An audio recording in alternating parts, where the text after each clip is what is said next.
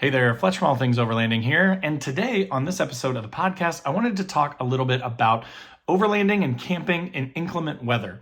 I'm going to give you some specific tips as far as how to be prepared, how to kind of be aware of your surroundings, and what kind of apps to use and things to look out for, so that especially if you're newer, this will be hopefully some good information for you when you're planning your first or second or third or fourth or fifth trip. So again, wanted to dive into inclement weather and kind of what that means and how to be prepared. So if you want to learn more about getting out, camping, dispersed camping, overlanding in inclement weather, stay tuned. Let you go. Let's just pull you closer.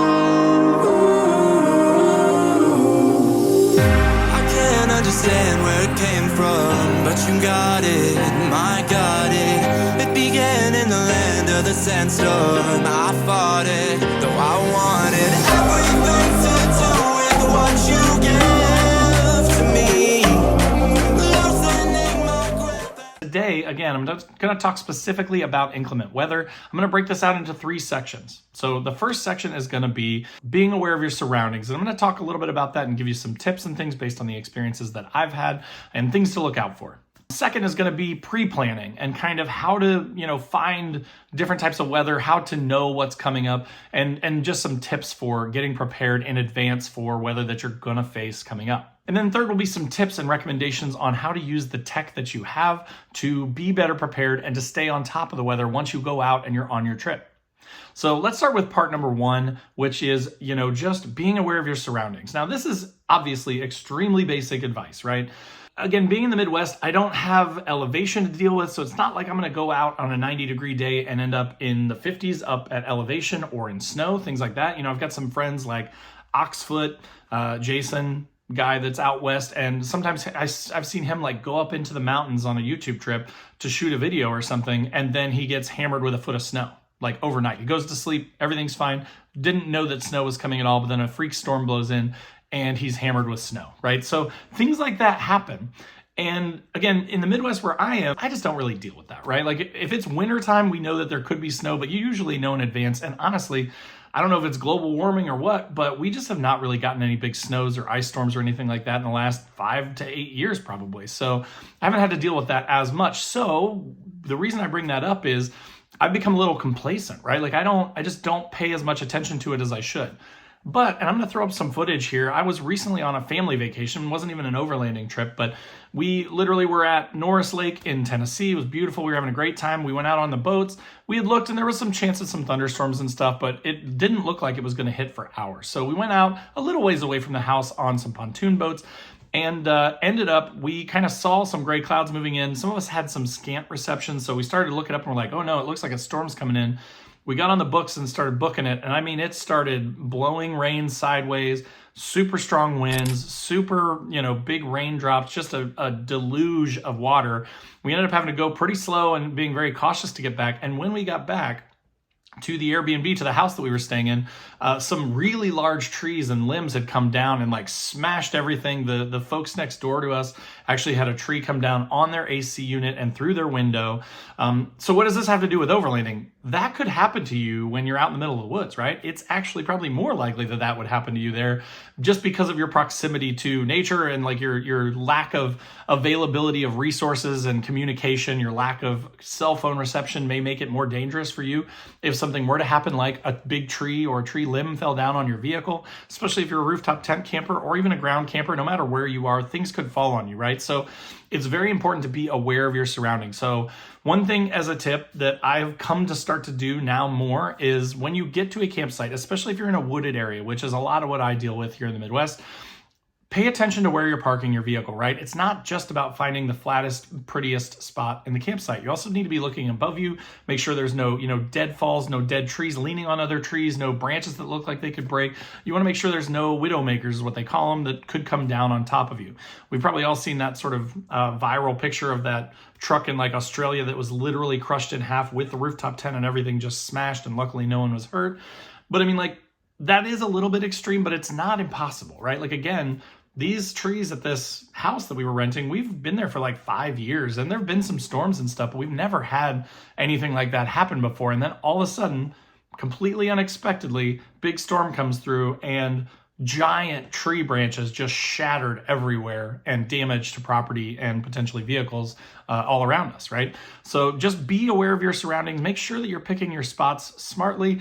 The same goes for like if you're going riverside, right? If you are going to camp beside a river or lake or something, be aware that there could be flooding. My buddy Jeremiah Oshwald and of Overland Pioneers and Chad Boyd, I remember from a few years ago, they went camping somewhere and they literally found this beautiful site next to this river and stuff. And then overnight, all of a sudden, there was like a flash flood warning and a big thunderstorm came through and water was literally moving up into their camp, which could make for a really dangerous situation, right?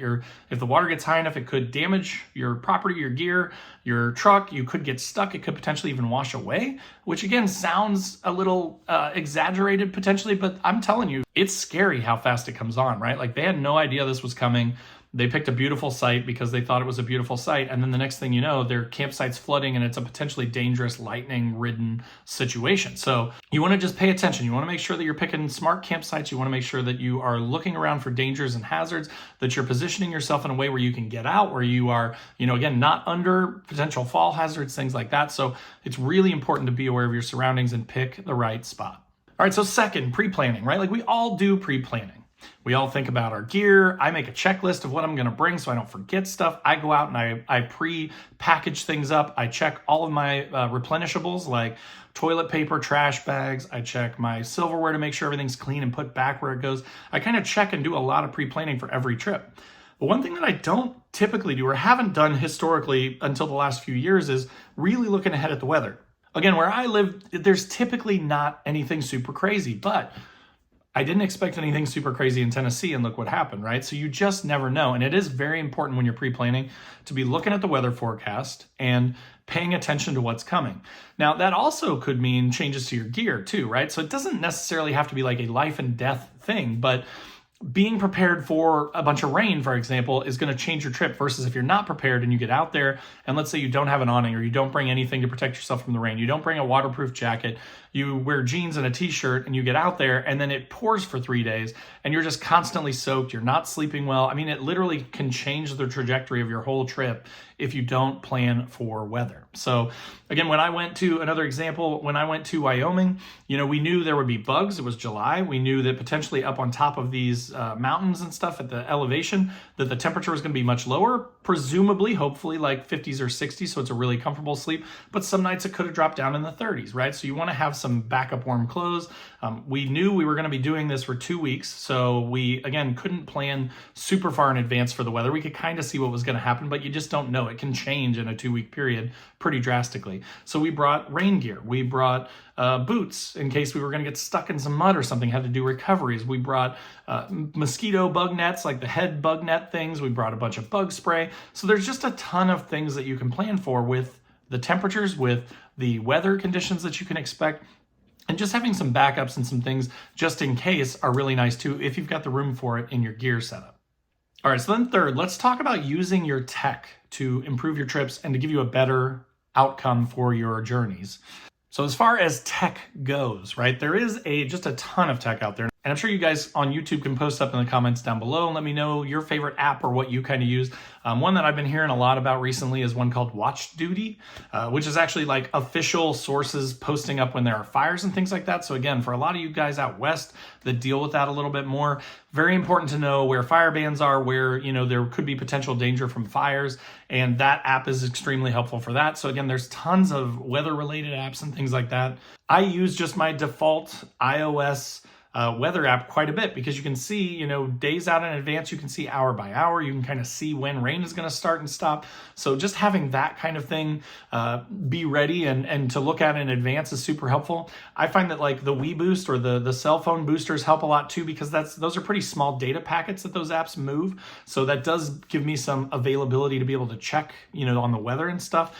Because I'm not trying to go and like watch a video or something or watch the news. I'm just trying to look at literal just data on a screen, right? So having something like a WeBoost or something like that to help get you more signal is always helpful. Same with Starlink. Now, these are not requirements at all. I'm just saying if you have those type of technologies like Starlink or some sort of a cell booster, that will allow you to have more access to more information, right?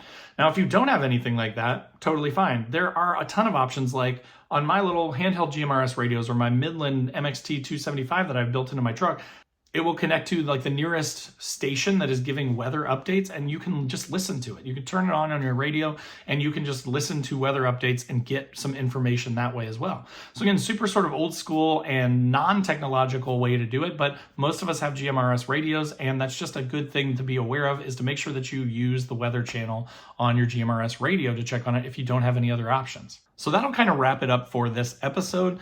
My hope again was just to kind of bring your attention to it, right? I do feel like weather is one of those things that's sort of overlooked. It's kind of like when we're talking about rigs and stuff, people don't talk a ton about payload, right? They talk about setups and access to things and things like that, but payload is just kind of like unspoken of. No one really ever talks about being overweight and some of the negatives that come with that.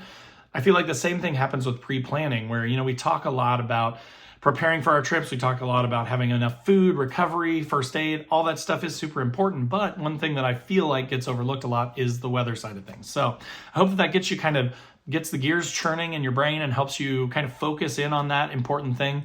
And again, this was kind of a wake-up call for me from a non-overlanding trip where I was just like, oh shoot, we lost power too. So there was that to deal with. And I was like, I really wish I had my truck, but we had taken my wife's Honda Pilot. So I was kind of like, maybe I need to build her vehicle out into a semi-light, overlander, because like we could have used batteries, we could have used flashlights, we could have used power banks, we could have used things like that because we had power out for about a day. Again, not the end of the world, wasn't a big, huge thing, but that's what kind of made me think about this topic for this week. So I hope that was helpful for you. If it was and you're on YouTube, click that like button. If you're on the podcast, add it to your favorites. Leave a 5-star review if you enjoyed the episode or you enjoy the podcast. It helps a ton and it helps other people find the podcast, and I appreciate it. In the description down below will be links to all my other social channels. So wherever you want to come hang out, I'd love to have you guys. I love chatting with you. That's my favorite part of the whole thing, is just the relationships and the sort of long-term growth that we all experience together. So definitely check those out. Then there is on YouTube a button below that says join. If you click on that, it's just sort of a passive way to support the channel, get you some early access to the videos and the podcast episodes, things like that. So if you want to do that, check that out, no pressure. A more active way is the Patreon page. There's a link to that down below as well. That we have a 24/7 Discord. We do a once a month Zoom call. We're doing a couple of trips every year. So if you really want to be involved with all things overlanding, that may be a good option. There's also a link to my website where I've got funny overlanding camping themed patches and stickers. Things like don't burn your wiener and it's a hot dog, or F people, let's go overlanding, or I hate people, let's go camping, right? Like that kind of thing. So check those out. Super high quality patches and stickers. I think they're funny. If you like dad jokes, probably good. And then last but not least, there's the Newbie Overlanders Facebook group. This is totally free to join. We've got over 18,000 members when I recorded this episode, so it's growing like wildfire. No pun intended. But if you want to get into a group where you can help newbies, or if you are a newbie and you want to learn more, that's a great place to come. Just a totally organic group with a ton of people providing awesome feedback and questions. So again, I hope that this was helpful for you. Thanks so much for watching and listening, and we'll see you next time.